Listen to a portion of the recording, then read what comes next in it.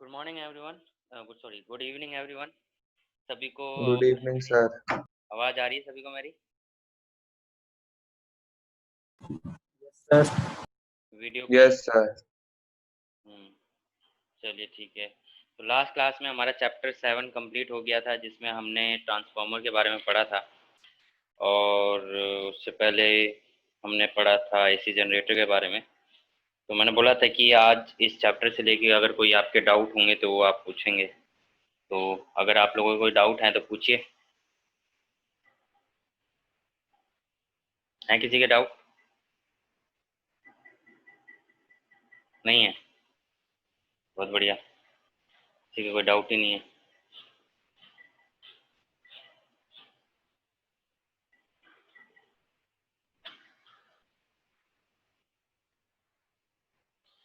चलिए फिर तो क्वेश्चन करते हैं। एनसीईआरटी का question number 7.1। A 100 ohm resistor is connected to a 220 volt and 50 hertz AC supply। यानी कि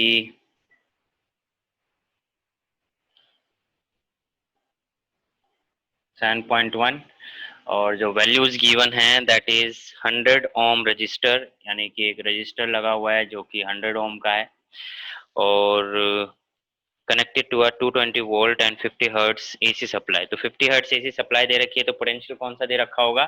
ईआरएमएस दे रखा होगा। कौन सा दे रखा होगा? ईआरएमएस। ये मैंने बताया है। तो कितना दे रखा है? 220 वोल्ट, और फ्रीक्वेंसी कितनी गिवन है? 50 हर्ट्ज। सो फर्स्ट में पूछ रहा है कि what is the RMS value of current in the circuit, and second में पूछ रहा है what is the net power consumed over a full cycle. ठीक है, तो आपसे पूछ रहा है फर्स्ट पार्ट में आईआरएमएस क्या होगा, ठीक है, और सेकंड पार्ट में पूछ रहा है पावर, यानी कि फुल साइकिल के लिए तो एवरेज पावर पूछ रहा है। आईआरएमएस की अगर हम बात करें तो आपके पास क्या होगा? आईआरएमएस आईआरएमएस होता है किसके बराबर? वीआरएमएस अपॉन में वी बाय रेजिस्टेंस। आर आ जाएगा। ठीक है, वीआरएमएस अपॉन में रेजिस्टेंस, यानी कि वी बाय आर हो जाएगा। तो वी आपको पता है, यानी कि ई, इसको आप ई लिख सकते हो, दैट मीन्स ये आपका ई हो सकता है ना। और रेजिस्टेंस गिवन है तो आपका आईआरएमएस निकल गया। सेकेंड पार्ट में आपके पूछ रहा है एवरेज पावर। तो एवरेज पावर क्या होता है? आईआरएमएस, क्योंकि रेजिस्टेंस के केस में सर्किट कंटेनिंग रेजिस्टेंस ओनली, तो उस केस में एवरेज पावर क्या होगा? आईआरएमएस इनटू में ईआरएमएस। तो आईआरएमएस आपने यहाँ से कैलकुलेट किया, और ईआरएमएस यहाँ से आपको गिवन है, वैल्यू पुट करेंगे, आपका एवरेज पावर आ जाएगा, है ना। Clear? Yes sir. I guess किसी को डाउट नहीं है। डायरेक्ट फॉर्मूला बेस्ड क्वेश्चन है, तो फॉर्मूला लगाओ और क्वेश्चन सॉल्व करो। तो ये चीज़ आपको ध्यान देनी है यहाँ पे।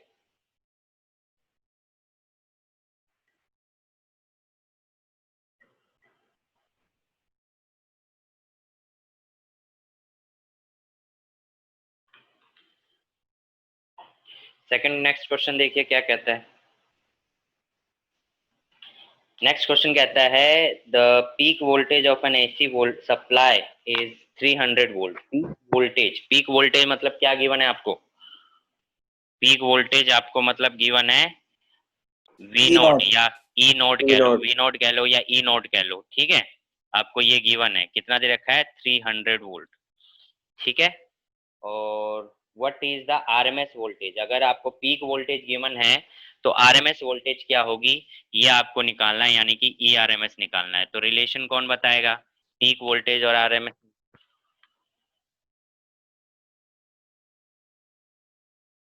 पीक वोल्टेज और ईआरएमएस में रिलेशन फॉर्मूला क्या था?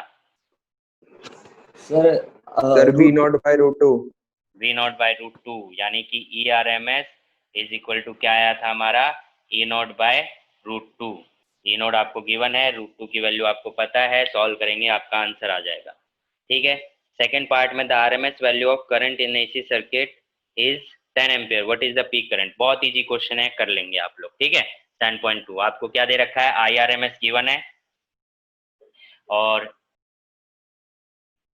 आई नोट निकालना है, ठीक है। ये गिवन है और आई नोट निकालना है, तो again I R M S equal to क्या हो जाएगा? I naught by root two. बहुत ही इजी क्वेश्चन, डायरेक्ट फॉर्मूला, ठीक है।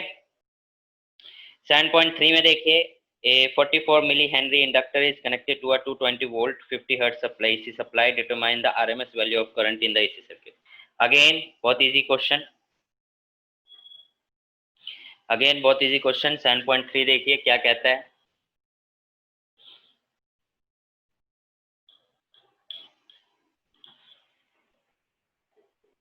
सेवन पॉइंट थ्री में कहता है कि 44 मिली हेनरी इंडक्टर है. 44 मिली हेनरी इंडक्टर है. दैट मीन्स आपको क्या गिवन है? इंडक्टर गिवन है 44 मिली हेनरी. ठीक है, एल की वैल्यू गिवन. उसके बाद देखो क्या कह रहा है. Inductor is connected to 220 volt and 50 hertz AC supply. तो आपको पता है कि जब भी एसी सप्लाई में पोटेंशियल गिवन होता है तो वो क्या हो जाता है? ईआरएमएस. तो अगेन क्या गिवन है आपको? ईआरएमएस गिवन है, दैट इज 220 वोल्ट और फ्रीक्वेंसी गिवन है कितनी? 50 हर्ट्ज. घरों में इतना ही आता है. आगे क्या बोल रहा है? आगे बोल रहा है determine the RMS value of the current in the circuit. RMS value निकालनी है. क्या निकालनी है?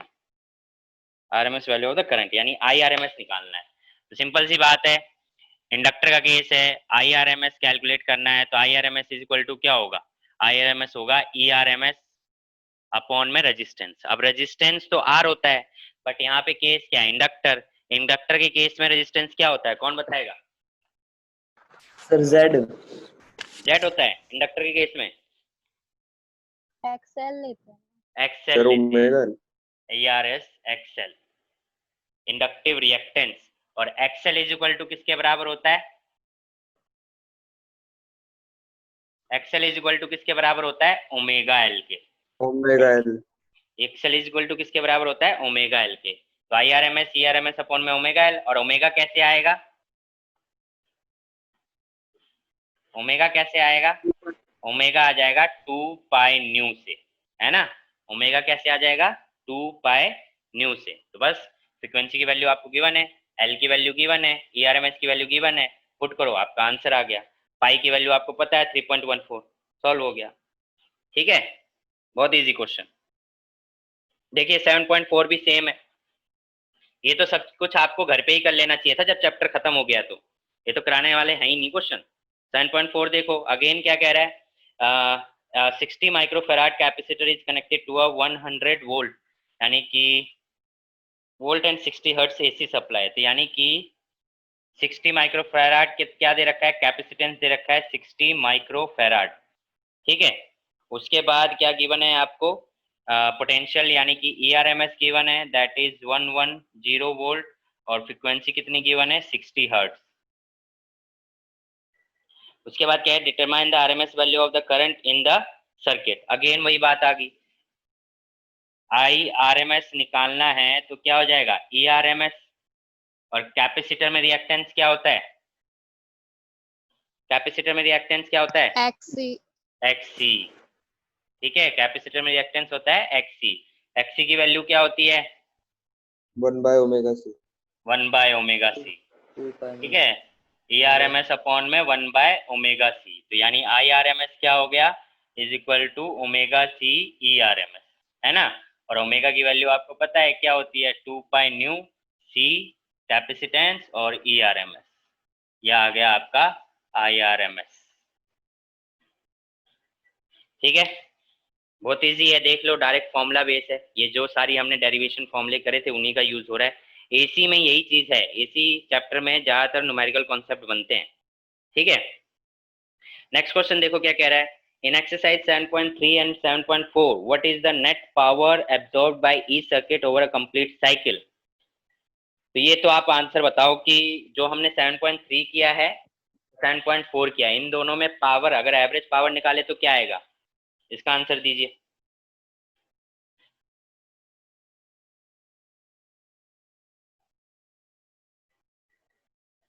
ये हमने किया भी हुआ है, इसीलिए मैंने ये चीजें कराई हैं ताकि आप लोगों को ध्यान नेट रहे. पावर. एवरेज पावर, हाँ, सर्किट का. कैपेसिटर में और इंडक्टर के केस में एवरेज पावर सर, क्या आता है? cos phi. cos फाई तो पावर फैक्टर होता है. मैं एवरेज पावर पूछ रहा हूँ. पावर जैसे यहाँ एवरेज पावर निकाला है.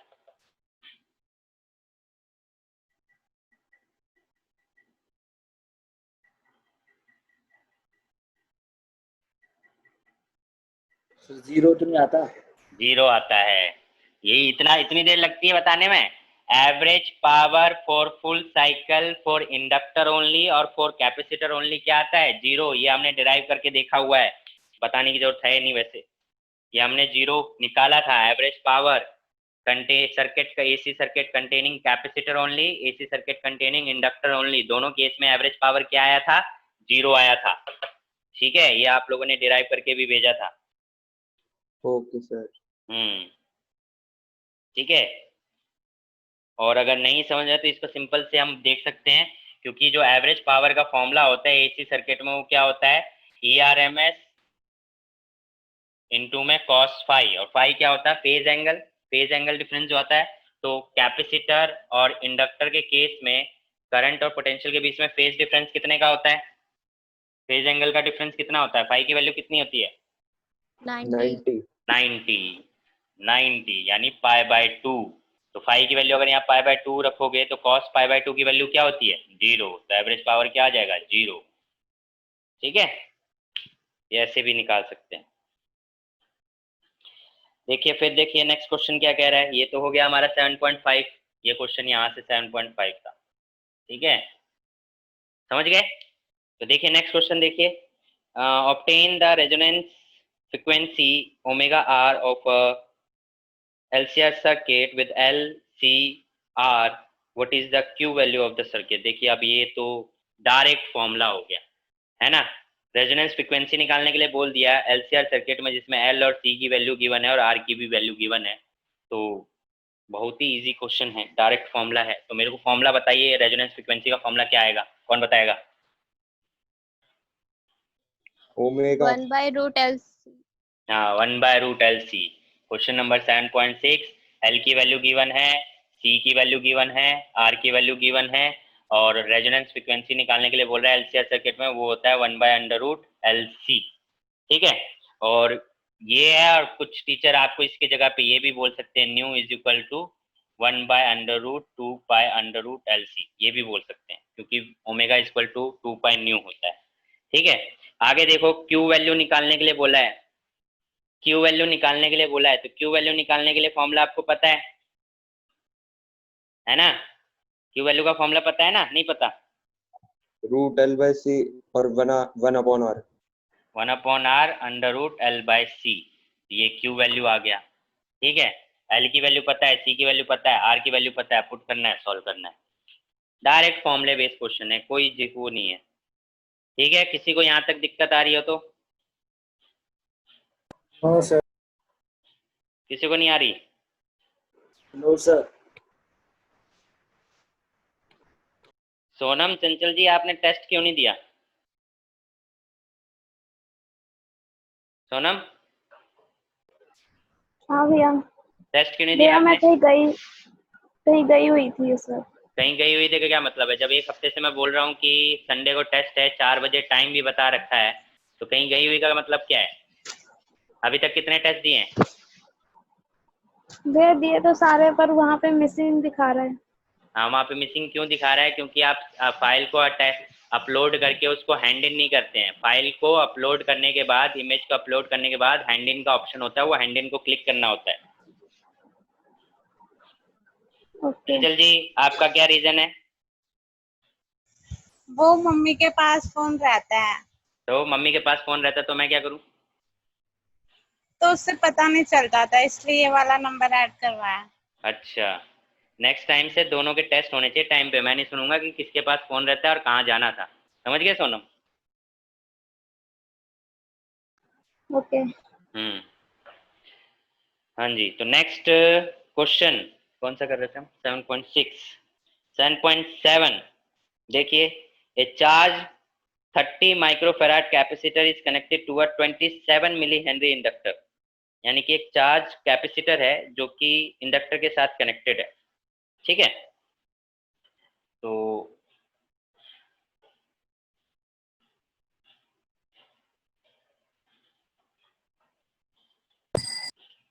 तो क्या गिवन है देखें। चार्ज यानी कि कैपेसिटर आपको देवन है, सी की वैल्यू 30 माइक्रोफेराड, और connected to a 27 millihenry inductor, यानी कि इंडक्टर की दे रखी है ये।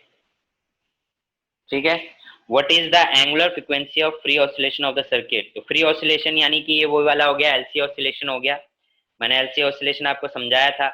तो यहाँ पे सेम केस है, रेजोनेंस फ्रीक्वेंसी कह लो या ऑसिलेशन फ्रीक्वेंसी कह दो, तो वही जो अभी हमने आपने फॉर्मूला पढ़ा है जिसमें एनर्जी का सेम ये फॉर्मूला ही यहाँ पे यूज होगा। बस आर की जगह हम कुछ नहीं लिखेंगे और 1/√LC लिख देंगे। ठीक है, तो यहाँ से ये फ्रीक्वेंसी का यूज होगा इस फॉर्मूले में। आपको एल की वैल्यू पता है, सी की वैल्यू पता है, सब पुट करना है, सॉल्व कर देना है।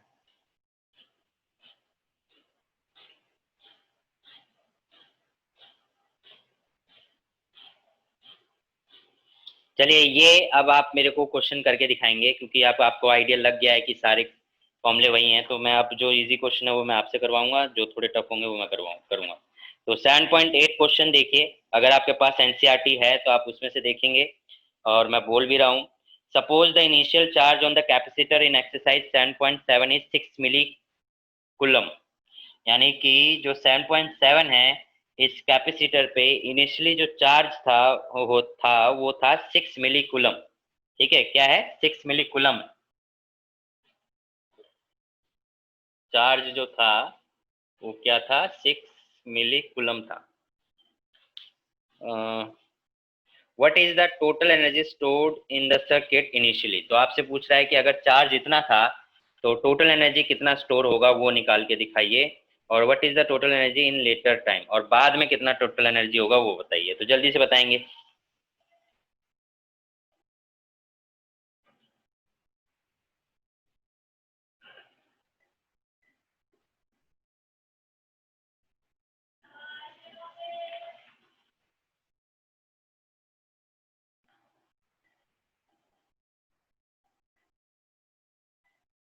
Total energy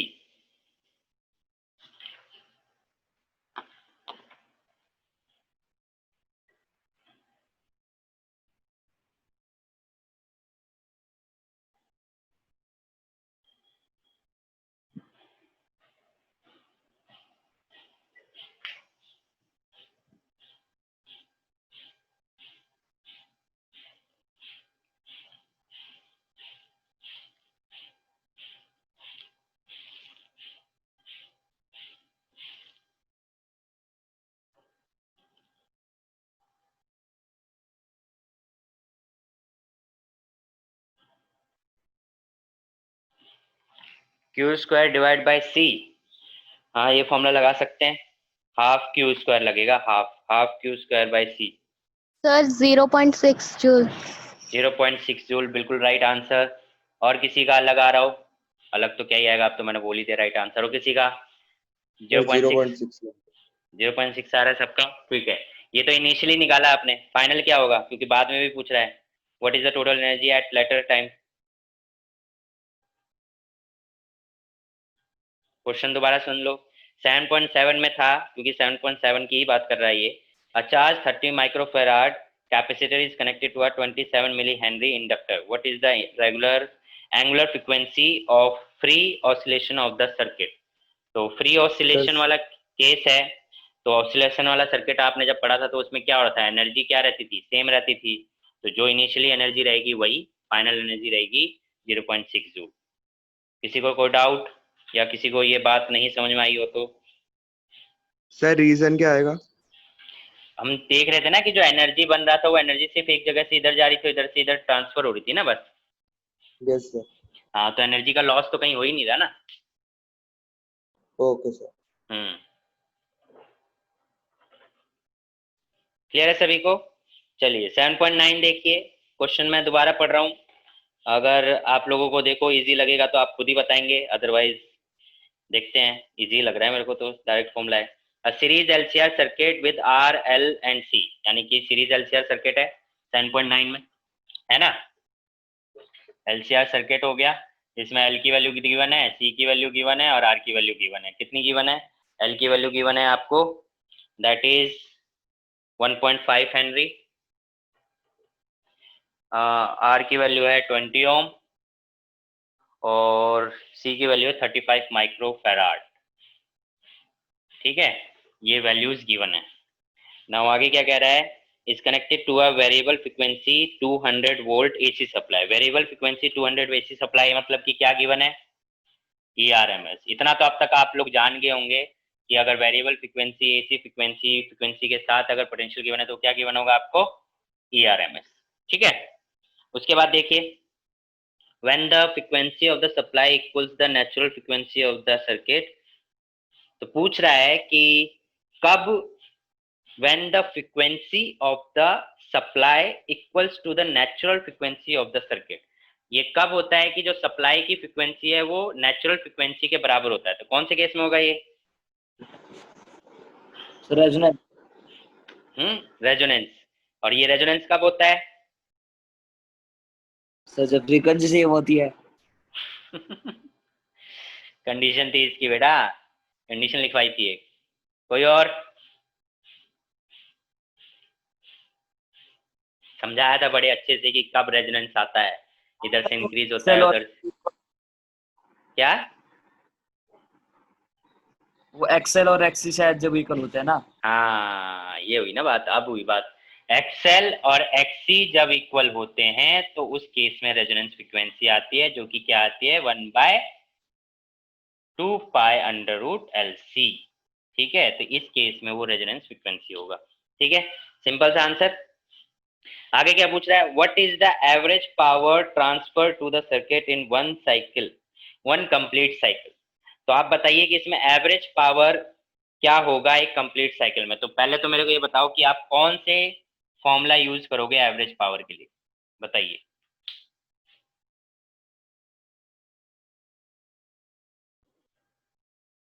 sir IRMS into ERMS वाला। वो क्यों करेगा? पता नहीं।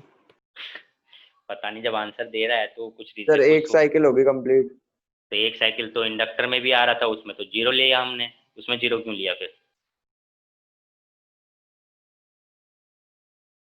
तो सर इसमें तीनों है ना। हाँ तो तीनों है तो उसमें तो cos फाई भी आता है। तीनों के लिए मैंने लिखवाया है। LCR सर्किट, AC सर्किट के लिए एवरेज पावर का फॉर्मूला हमने निकाला था ERMS IRMS cos फाई।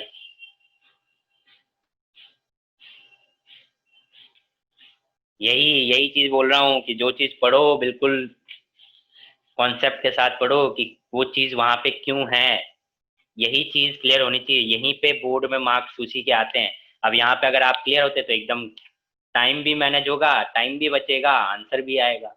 है कुछ भी नहीं क्वेश्चन में, बस आप यही सोचते रह जाओगे कि मैं ERMS IRMS लगाऊं कि cos फाई लगाऊं कि 0 लिखूं, इसी में घूमते रह जाओगे। अब 3 फॉर्मूले हैं, 3 में। हाँ जी, PRMS का स्क्वायर डिवाइड बाय Z से कर सकते हैं ना। तो Z निकालोगे आप। तो वो तो उसके इक्वल हो गया ना R के, तो 20 है। हाँ एक R के इक्वल हो गया, ठीक है। इतना कॉम्प्लिकेट क्यों लर्न कर रहे हो सोनिया? आप डायरेक्ट जब फॉर्मूला लिखवाया हुआ है तो वो क्यों नहीं लर्न कर रहे हो आप? हाँ इसमें IRMS नहीं दे रखा है, चलो वो भी एक केस हो सकता है, IRMS निकालना तो पड़ेगा ही। ठीक है, तो आप कह रहे हो कि हम कौन सा फॉर्मूला यूज करेंगे? ERMS अपॉन में Z, ERMS का स्क्वायर अपॉन में Z। हाँ, पर ये फॉर्मूला नहीं है ना, ये तो आप बना रहे हो बाद में। बेसिक फॉर्मूला क्या है, यही चीज मैं आपको समझा रहा हूँ कि एग्जाम में जो बेसिक फॉर्मूला आप अप्लाई करोगे उसके बाद वो फॉर्मूला बन रहा है ना, तो आपको पहले बेसिक फॉर्मूला दिखाना पड़ेगा कि आप क्या फॉर्मूला यूज करोगे। एवरेज पावर का फॉर्मूला निकाला क्या है हमने?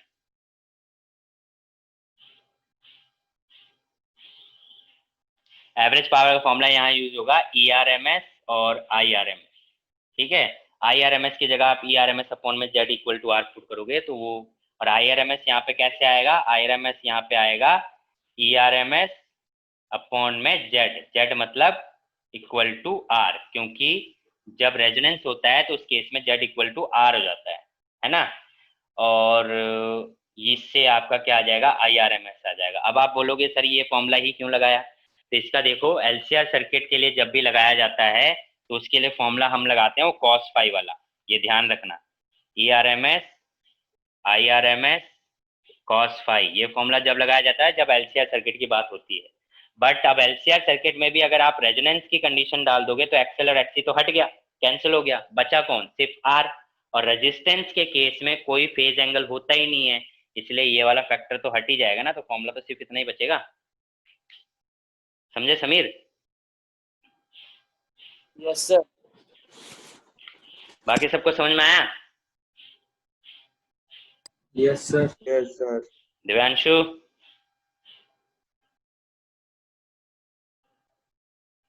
दिव्यांशु बेटा रिप्लाई किया करो, अगर मैं बोलता हूँ आपका नाम लेता हूँ ना दिव्यांशु, तो रिप्लाई किया करो, ठीक है? चैट में मत लिखा करो, जब सब बोल रहे हैं तो आप भी बोला करो। माइक प्रॉब्लम है? अच्छा,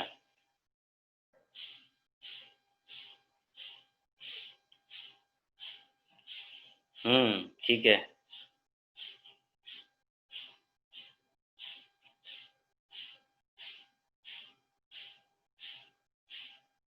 सर बोलो। सर जो करा था ना कि सिर्फ रेजिस्टेंस जिसमें नॉन इंडक्टिव सर्किट यूज करते हैं, hmm power average power in non inductive circuit, तो सर उसमें तो यही IRMS इंटू VRMS आता है ना। हाँ हाँ, तो उसमें सिर्फ रेजिस्टेंस होता है ना, नॉन इंडक्टिव का हाँ मतलब ही तो रेजिस्टेंस का केस है। हाँ, तो सर वही लगा सकते हैं ना, मतलब ये जरूरी नहीं है ना cos फाई है। ये cos फाई वाला मैं कब बोल रहा हूँ ये भी तो देखना है। cos फाई वाला मैं जब बोल रहा हूँ जब LCR सर्किट हो और रेजोनेंस की कंडीशन ना डाली हो। LCR सर्किट अगर बोल देगा और रेजोनेंस की कंडीशन नहीं होगी तो उसमें आपको ERMS IRMS cos फाई वाला फॉर्मूला यूज करना पड़ेगा। और जब डेरिवेशन भी निकालने के लिए बोलेगा ना ये एवरेज पावर की, तो आपको इसी की डेरिवेशन करके दिखानी है LCR सर्किट के लिए, ठीक ओके है? सर।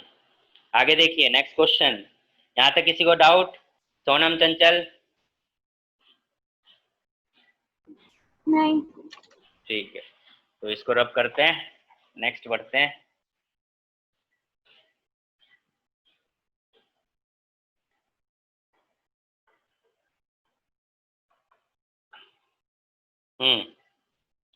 नेक्स्ट देखिए, नेक्स्ट क्वेश्चन क्या है? हाँ, radio can tune over the frequency range of portion of megawatt broadcast band 800 kilohertz to 1200 kilohertz.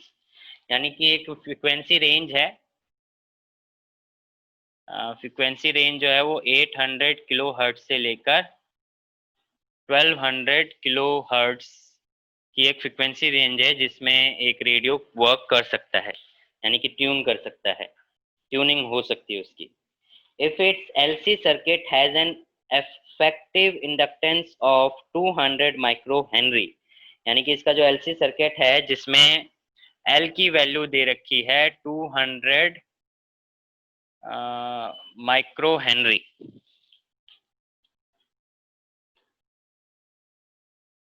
What must be the range of its variable capacitor. तो capacitor की range निकालनी है।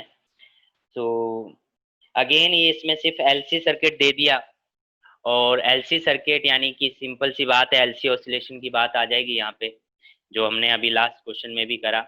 और LC oscillation में frequency का जो फॉर्मूला हमने use किया वो क्या करा हमने, क्योंकि कैपेसिटर का रेंज उसने पूछ लिया है, तो फ्रिक्वेंसी इज इक्वल टू क्या हो जाएगा 1/√, या 2π√LC।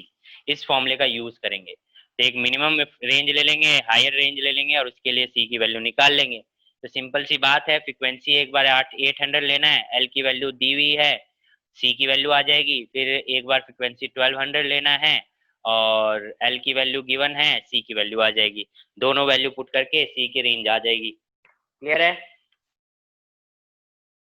Yes yes sir. Sir तो 2C निकाले कर रहा है इसमें। हाँ, 2C निकालना पड़ेगा, एक 800 के लिए निकालना पड़ेगा और एक 1200 के लिए निकालना पड़ेगा, तो वो रेंज आ जाएगी, ये मैक्सिमम और मिनिमम रेंज आ जाएगी। Okay sir. Okay okay. ठीक है, फॉर्मूला ये यूज करना है। तो C के लिए अगर ये फॉर्मूला बनाओगे तो क्या बन जाएगा, C के लिए फॉर्मूला बन जाएगा new 2π is equal to 1/√LC। तो √LC is equal to 1/ν2π square करोगे तो यहाँ पे C निकालना है ना, तो C इज इक्वल टू क्या आ जाएगा वापस स्क्वायर, यानी कि 1/फ्रीक्वेंसी का स्क्वायर 4π का स्क्वायर और L, ये फॉर्मूला आ जाएगा इसका। ठीक है, इस फॉर्मूले में वैल्यू पुट करनी है और सॉल्व कर देना है। ठीक है, क्लियर है? आई गेस सभी को क्लियर होगा। चलिए तो नेक्स्ट क्वेश्चन सर देखते हैं। वैल्यू भी इसकी फिर लोअर और अपर में आएगी ना? हाँ, लोअर अपर में आएगी, उसने रेंज ही पूछा है। ठीक है, ओके। Okay sir. तो नेक्स्ट क्वेश्चन है 7.11। 7.11 देखते हैं।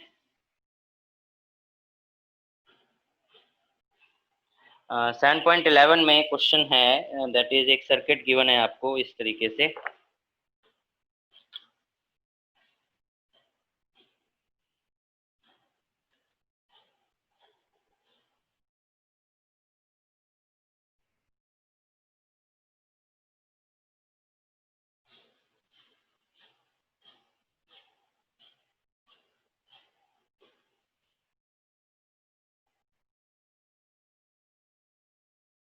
इस तरीके से सर्किट गिवन है, ठीक है। तो अब देखो इसमें क्वेश्चन में क्या बोला हुआ है। क्वेश्चन में बोला है figure shows a series LCR circuit connected to a variable frequency 230 volt source, यानी कि वेरिएबल फ्रीक्वेंसी 230 वोल्ट, यानी कि ईआरएमएस आपको गिवन है कितना, 230 वोल्ट। ठीक है, ईआरएमएस आपको गिवन है। उसके आगे देखो क्या बोल रहा है, 230 वोल्ट आपको दे रखा है, एल की वैल्यू 5 हेनरी दे रखी है। एल की वैल्यू क्या दे रखी है, 5 हेनरी। सी की वैल्यू आपको गिवन है 80 माइक्रोफेराड, और the resistance is given as 40 ohm. so the question is first part, determine the source frequency which drive the circuit in resonance। Simple जी क्या बोला उसने, determine the source frequency which drive the circuit in resonance. तो क्या formula use करेंगे बताइए, ये question है, क्या फॉर्मूला यूज करेंगे?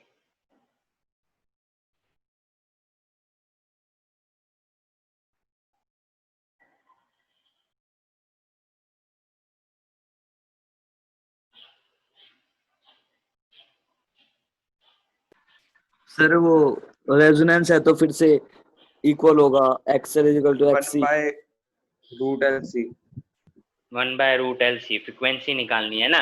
तो ऐसा तो बोला नहीं है कि इसने एंगुलर फ्रीक्वेंसी निकालनी है, इसने बोला है determine the source frequency which drives the circuit in resonance. तो फ्रीक्वेंसी निकालना है, that means nu is equal to क्या आ जाएगा, 1/2 pi under root LC। Resonance का कंडीशन है, फ्रीक्वेंसी आ गई, एल गिवन है, सी गिवन है, और पाई की वैल्यू आपको पता है। क्लियर? तो ये बोल रहा है कि फ्रीक्वेंसी निकालनी है जब सर्किट किस में हो, रेजोनेंस में हो। Second part, obtain the impedance of the circuit and the amplitude of the current at the resonating frequency। so बोल रहा है कि at the resonant frequency you have to calculate the amplitude of current and obtain the impedance। तो ये तो value आप निकाल के दिखाइए कि impedance क्या होगा, Z की वैल्यू क्या होगी, और amplitude मतलब I नोट की वैल्यू क्या आएगी, amplitude of current मतलब कि I नोट की वैल्यू क्या होगी। सर जेड तो आर के इक्वल ही होगा अभी भी। जेड के आर इक्वल होगा, समीर जी बोल रहे हैं, ठीक है। अच्छा, और कोई कुछ बताना चाह रहा हो जेड के लिए?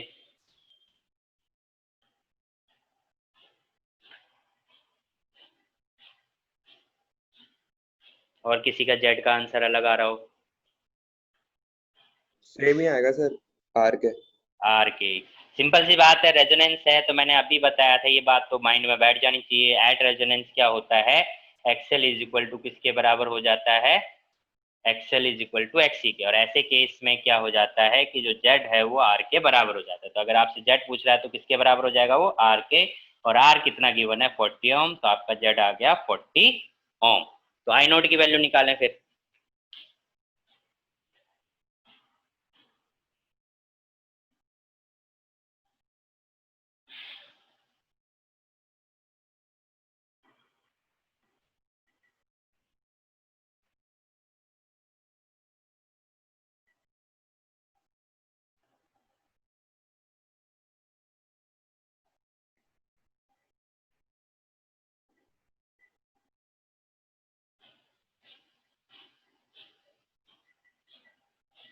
सर फ्रीक्वेंसी कितनी आई थी?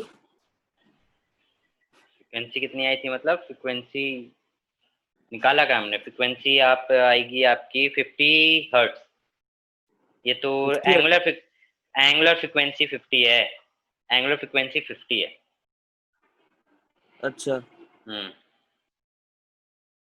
एंगुलर फ्रिक्वेंसी 50 आ रही है, ओमेगा की वैल्यू 50 आ रही है।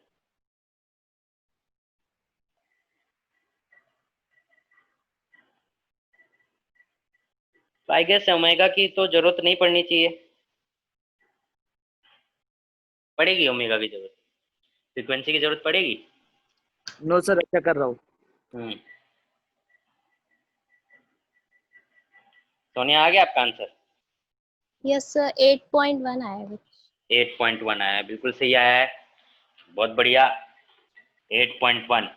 और किसी का आ रहा हो?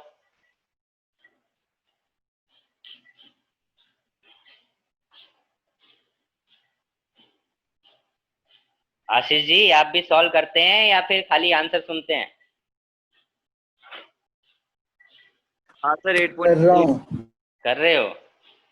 8.1 कैसे आया देखो, आई नोड निकालना है तो आई नोड तो पीक वैल्यू है, पर कैसा सर्किट है? एसी सर्किट, एसी सर्किट में आई आर एम एस होता है, तो सबसे पहले तो आपको आई आर एम एस पता होगा तभी आप आई नोड निकाल सकते हो, ठीक है। और आई आर एम एस कैसे निकलेगा? आई आर एम एस निकलेगा E R M S upon में जेड, तो ये किसके बराबर हो जाएगा? E R M S upon में आर के बराबर, तो यहाँ से आई आर एम एस आ जाएगा, और आई आर एम एस आ जाएगा तो आई आर एम एस किसके बराबर होता है? आई नॉट बाय √2 के। तो हम बात कर रहे थे आई नॉट बाय √2 के, आई आर एम एस किसके बराबर होता है? आई नॉट बाय √2, तो ये आई आर एम एस के बराबर होता है, तो यहाँ से आई नॉट इज इक्वल टू क्या मिल गया आपको? √2 इंटू में आई आर एम एस, ठीक है। आई आर एम एस आपका आ रहा होगा, कितना आ रहा है I R M S? 5.75। Yes sir. I R M S आपका आ रहा होगा 5.75, उसको √2 से मल्टीप्लाई कर दोगे तो आपका आई नोड की वैल्यू कितनी आ जाएगी? 8.1। क्लियर?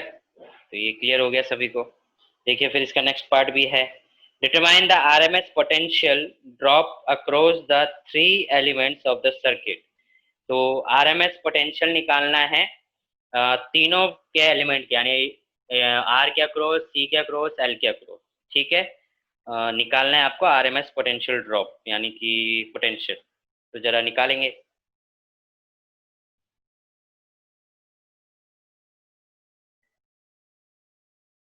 और उसके बाद कह रहा है कि show the potential drop across the LC combination is 0 at the resonant frequency. और उसके बाद फाइनल पॉइंट में कह रहा है कि ये शो करो कि रेजोनेंट फ्रिक्वेंसी पे एल और सी के अक्रॉस जो पोटेंशियल ड्रॉप है वो 0 है, ये शो करना है, ठीक है। तो ये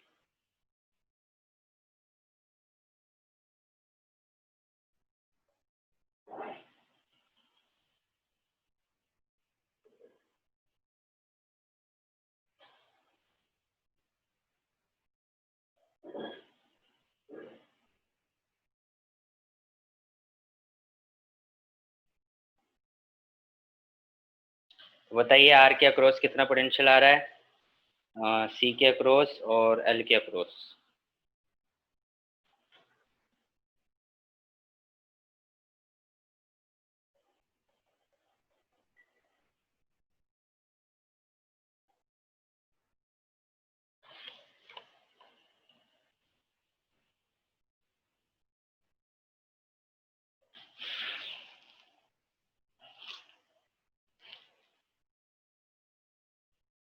सर ये तो 287 कुछ बहुत बड़ा सा आ रहा है।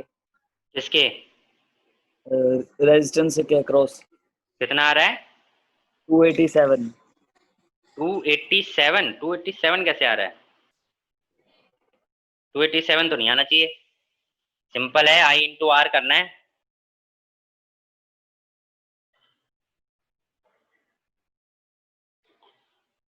अक्रॉस आर निकालोगे तो क्या होगा? V R is equal to क्या होगा? I R M S into में आर करना है बस। आई आर एम एस कितना आ रहा था? 5.75 इंटू आर कितना? 230 आ रहा हाँ 230 आएगा। अक्रॉस एल बताइए कितना आ रहा है?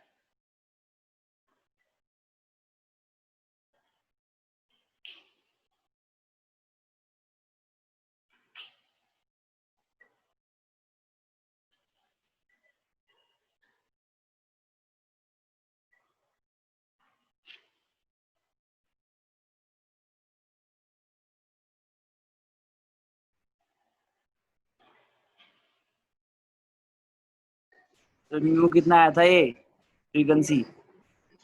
फ्रीक्वेंसी ओमेगा आया था 50। सर ओमेगा नहीं है, म्यू चाहिए। न्यू कैसे चाहिए अच्छा ओमेगा? कैसी ठीक बातें है कर सर। रहा है समीर?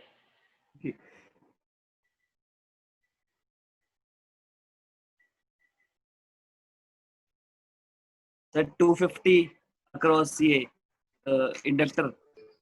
अक्रॉस इंडक्टर 250 कैसे भाई? 250 तो नहीं है आंसर। निशु आपने एक भी आंसर नहीं निकाले आज, क्या बात है? समझ में आ रहा है? हाँ सर आ रहा है समझ में। तो ऐसे डाउट में होके क्यों बोल रहे हो? हाँ सर आ रहा है समझ में। क्या हुआ? सर सॉल्व करने का क्या फायदा, बस ऐसे यूनिट लिख के चले आएंगे। यूं सॉल्व करके क्या फायदा मतलब? सर टाइम लगता है ना, फिर तो बाकी पेपर रह ही जाएगा। अच्छा, तो टीचर भी कह देगा कि चेक क्यों करता हूँ, ऐसे लास्ट में ऐसे कट टिक टिक करके मार्क्स दे देता हूँ, फिर वो क्यों देखेगा पूरा पेपर? हैं? नहीं सर, आप 1 मार्क्स से फॉर्मूले के मिल जाएंगे, बस अब एक सॉल्व नहीं करना। अब आपको क्या सिर्फ पास होना है या मार्क्स लेके आना है? ये तो बड़ी गलत थिंकिंग लेके चल रहे हो निशु जी आप। हैं?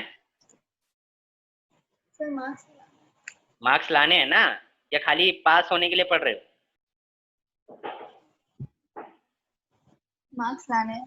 मार्क्स लाने हैं, तो फिर अगर मार्क्स लाने हैं तो अगर आप ऐसे ही छोटे छोटे मार्क्स कटवाएंगे सर तो कैसे आएंगे मार्क्स? हाँ सर 1437.5 आ रहा है।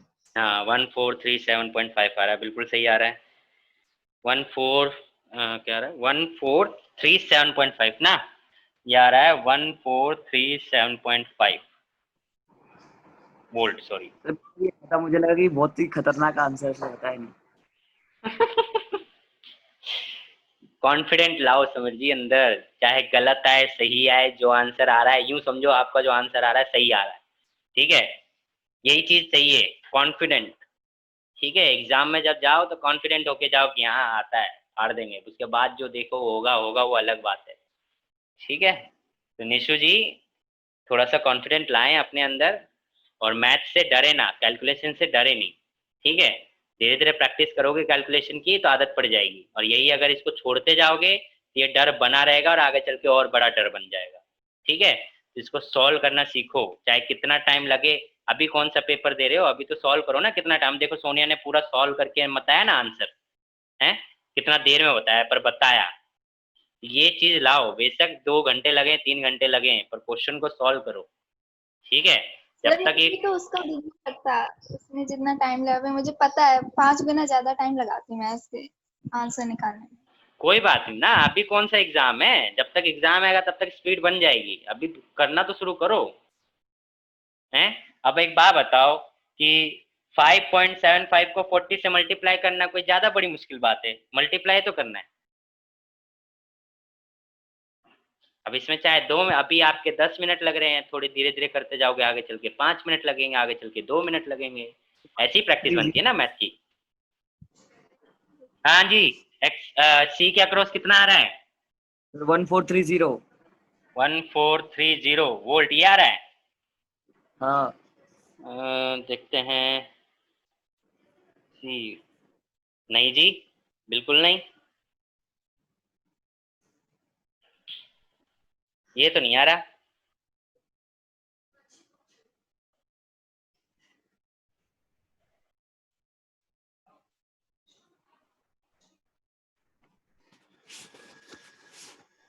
एक बात बताओ, जब सर्किट में ही क्वेश्चन में ही बोल दिया रेजोनेंस है, तो रेजोनेंस में एक्सएल और एक्सी क्या होता है? जीरो। अब एक्सएल एक्सी जीरो है, आई की वैल्यू सेम है, मतलब एक्सएल और एक्सी क्या होता है? सेम होता है, और आई की वैल्यू भी सेम है, तो पोटेंशियल भी तो सेम आना चाहिए। अलग कैसे आ रहा है तुम्हारा? Yes sir. पोटेंशियल भी यस सर सेम। सेम ही आएगा। हाँ पोटेंशियल भी सेम आएगा। करने पे तो अलग आया, है कैलकुलेट करने पे तो अलग आया लेकिन सर। कैलकुलेट करने पे ही सेम आया, देखो सोनिया का सेम आ गया। सर पूछो तो कैलकुलेट करके आया, फिर ऐसे ही आया। सोनिया जवाब दो। कैलकुलेशन ही की है मैंने। देखिए अक्रॉस सी निकालोगे तो VC इज इक्वल टू क्या होगा, IRMS इंटू में XC। तो IRMS तो सेम है, कितना है वो 5.75 इंटू में XC इज इक्वल टू क्या होता है 1/ωc। तो 5.75 अपॉन में ओमेगा कितना है 50, सी की वैल्यू कितनी है 80। इसको सॉल्व कर लो, माइक्रो है तो 10⁻⁻⁶, इसको सॉल्व करो, आंसर यही आएगा, सेम आना चाहिए।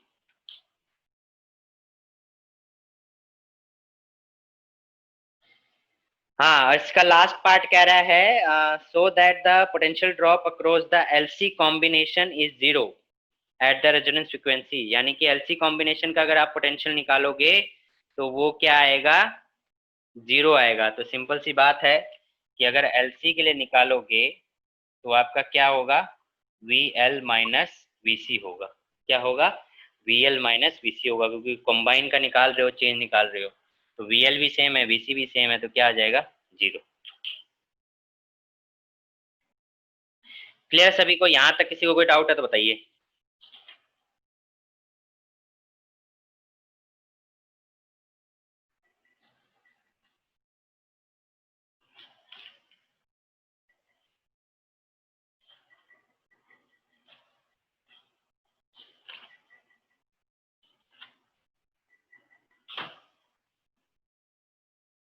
है किसी को डाउट?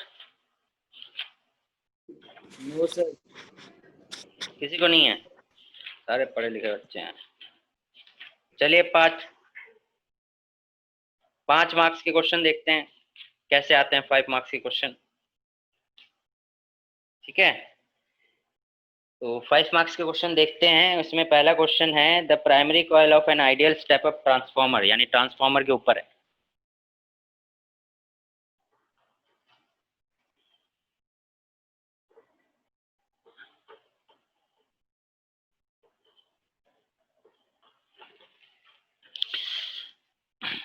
देखिए, the primary coil of an ideal step up transformer has 100 turns and the transformation ratio is also 100।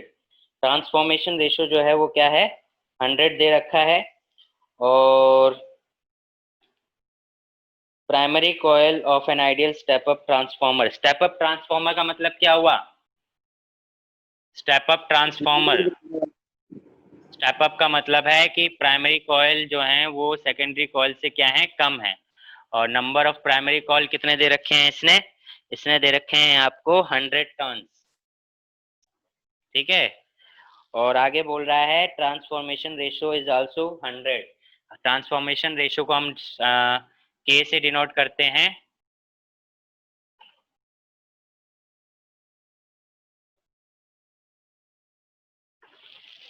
ठीक है, और देखो क्या कह रहा है और अगर ट्रांसफॉर्मेशन की बात करें तो ये जो होता है के, ये होता है NS/NP, ये होता है ये। ठीक है, K is equal to transformation जो होता है वो क्या होता है K is equal to NS/NP होता है।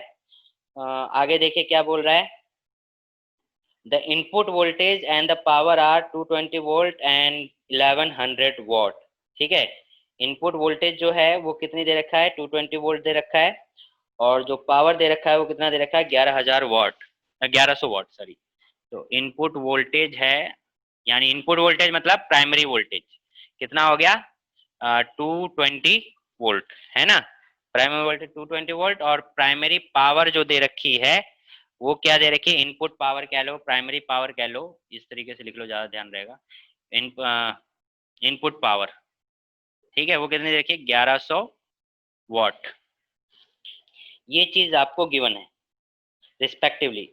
Calculate the number of turns in the secondary, secondary में नंबर ऑफ टर्न्स कितने आएंगे बताइए, इजी है।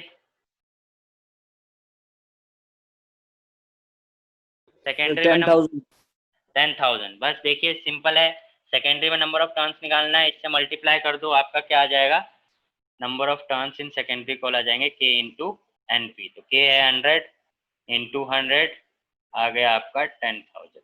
ठीक है, आगे देखिए सेकेंड पॉइंट क्या कह रहा है, the current in the primary, primary coil में करंट कितना होगा बताइए, प्राइमरी कॉइल में करंट कितना होगा। रचित क्वेश्चन सॉल्व हो रहे हैं?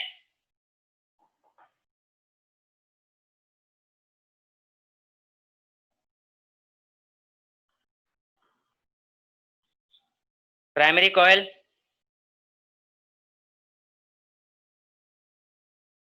प्राइमरी कॉइल में करंट,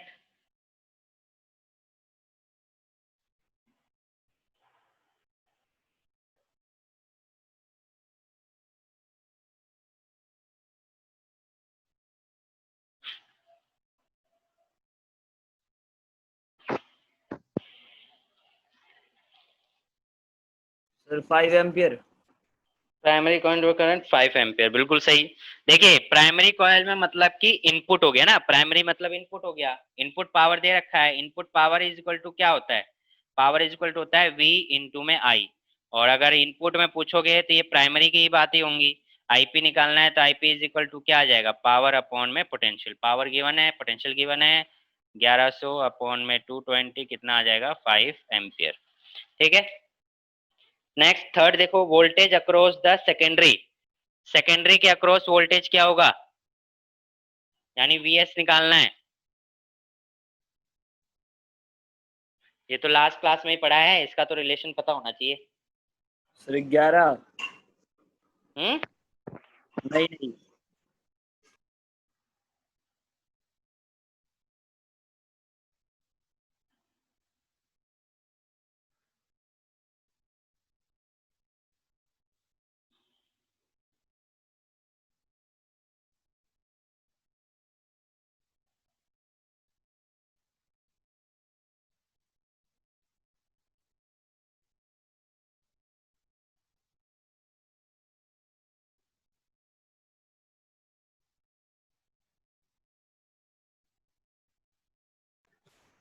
सर 22,000।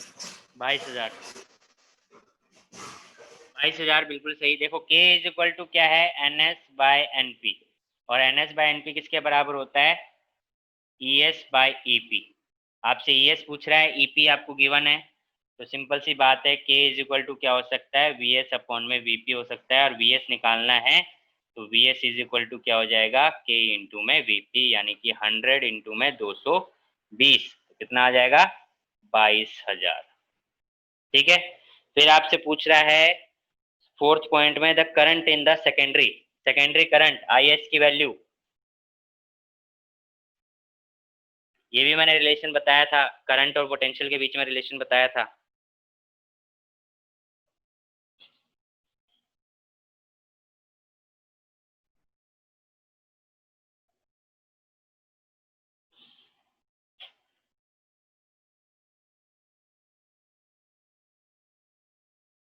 करंट बताएंगे,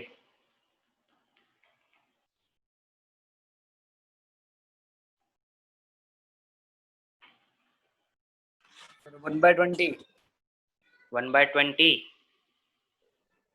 हाँ ठीक है, 1/20, हाँ ठीक है, 0.05 ना, 1/20 बिल्कुल सही है।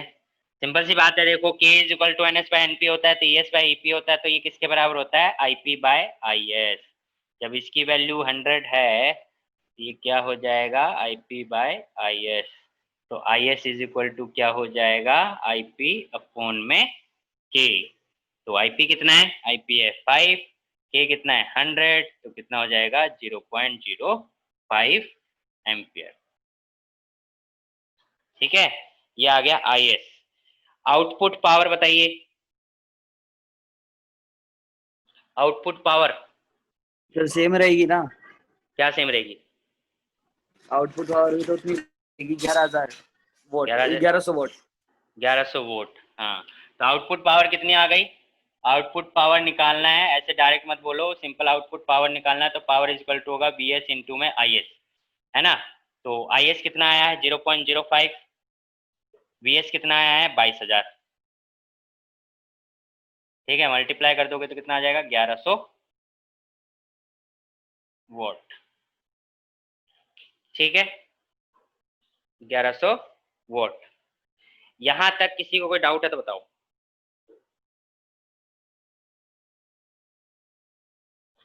किसी को कोई डाउट। No sir. तो आज हमने करे न्यूमेरिकल प्रैक्टिस क्वेश्चन इस चैप्टर से, और मैंने बता दिया थ्योरेटिकल जो क्वेश्चन बनता है इसमें डायरेक्ट ही बनता है, ऐसा कोई ज़्यादा घुमा के क्वेश्चन नहीं बनता है।